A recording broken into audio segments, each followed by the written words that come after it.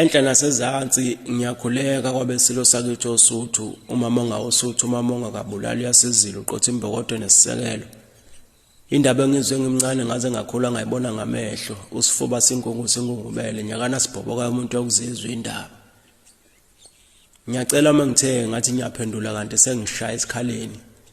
Ngicela nize ningacinuki nishaye niphozise nina besilo kodwa nibe namathemba ukuthi kusasa nangomhlomunye ngiyoqeketha sinohlonze.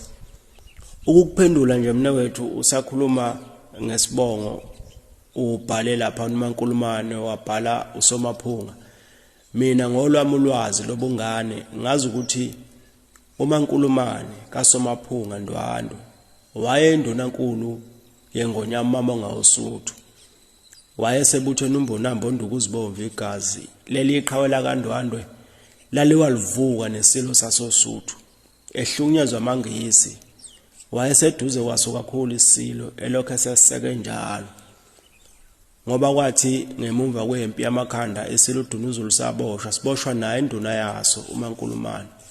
Beboshwa yiwona njalo amangisi ngoba etha amangisi bavukele umbuso. Kwase ukuthi lapho umngane wase Silo unkosikazi uHariyente Kholenzo wayomngisi yena eseqoqa imali engangoponda abali10 ethi yokhipha uMankulumane ejele. Wanqaba uMankulumane ngobuqhawe bakhe, wanqaba wathi ngeke aphume ejele ashingo nyama yakhe ibhadle ejele. Kanti futhi nangempi yasesandlwana walwa ngokuzikhandla uMankulumane esekuntshingwa kwamahole khoze ekudidiyeleni impi yakwaZulu. Unkosikazi uHariyente wayebathanda kakhulu abantu bakwaZulu. Ayithanda indlunkulu, ayithanda ingonyama uDunuzulu nayo yayimkhonzile. Yaze yethi indodakazi yayo umntwana uPhikisile yathi uPhikisile Hariyente Zulu. Umntwana uPhikisile wagana ingcitha buchopho yakwaSeme uDokotela Phikisile Isaka Seme owayefunda eMelika eNyuvesi yaseColumbia. uPhikisile wayezalwa indlunkulu uMahamba Ongweni kaHlokolo Ndwandwe.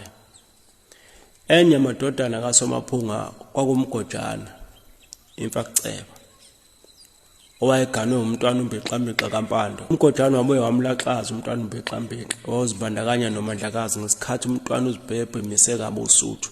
uMgojana kodwa nawasala empini yaKaNdunu ngoNhlangulana ngo1888. Uma sivusa amehlo futhi siyabona lapha ithakaza lenzakalanga uyaphuma noma uyangena uSomaphunga. Siyamthola impela lapha la koSotholo Soduma Somadeva aqabula inkomisho phokophalala mnikolusho ngoba lidala libangisilungulela.